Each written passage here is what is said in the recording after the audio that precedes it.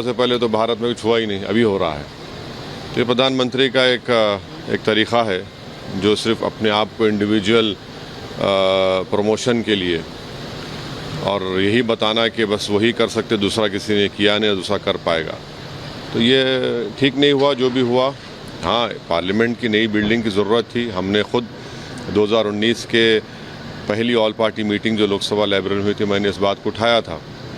मगर इसका हर चीज़ में ये बता देना कि एक ही इंडिविजुअल है और दूसरा नहीं है, ये तो पार्लियामेंट की कलेक्टिव मिनिस्टर रिस्पॉन्सिबिलिटी के भी खिलाफ हुई है।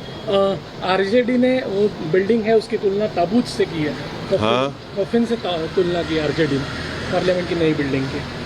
अब उनका क्या, उनके बारे में क्या बोले, उनका तो कोई स्टैंड ही नहीं है। जो पुरानी बिल्डिंग थी उसमें दिल्ली फायर सर्विस का क्लियरेंस भी नहीं था।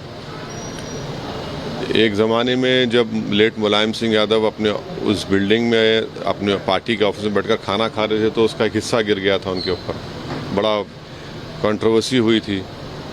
अब उसको ताबूत क्यों कह रहे हैं? वो किसी और मिसाल दे सकते थे ना, और मिसाल दो, उसमें भी आप ये एंगल लाते हैं। तो वो क्या क्या बोलते हैं, कभी सेकुलर बोलते हैं तो कभी फिर बीजेपी से निकला हुआ नीतीश कुमार को अपना मुख्यमंत्री बना लेते हैं। तो वो उनका छोड़िए, उनका तो चलते रहता है। वीर सावरकर जी की जयंती भी है, प्रधानमंत्री ने संसद भवन में उनकी तस्वीर को ये भी किया, तो उसको जोड़कर इससे देखा जा रहा है। वो करेंगे ना।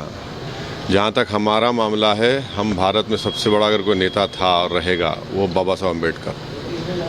और इस देश में सबसे पहला आतंकवादी कोई है तो नाथूराम गोडसे। इस देश में सबसे पहला टेररिस्ट ऑफेंस हुआ आज़ादी के बाद तो गांधी की हत्या हुई है।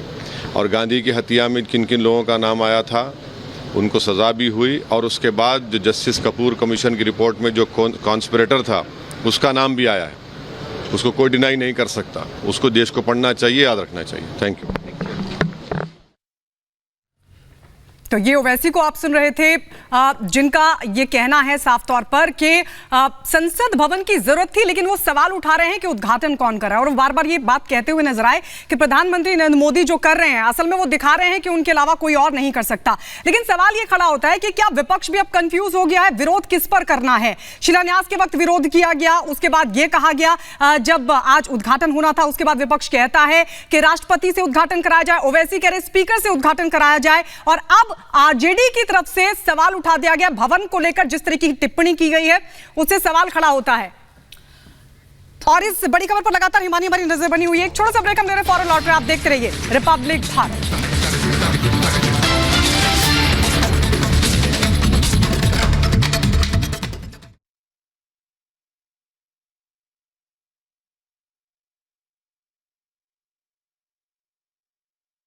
एंकर्स को ब्रेक मिल जाएगा, 5 मिनट में ब्रेक ही ब्रेक, 40 मिनट तक चिंता ना करें। मैं ब्रेक ले लूं एक।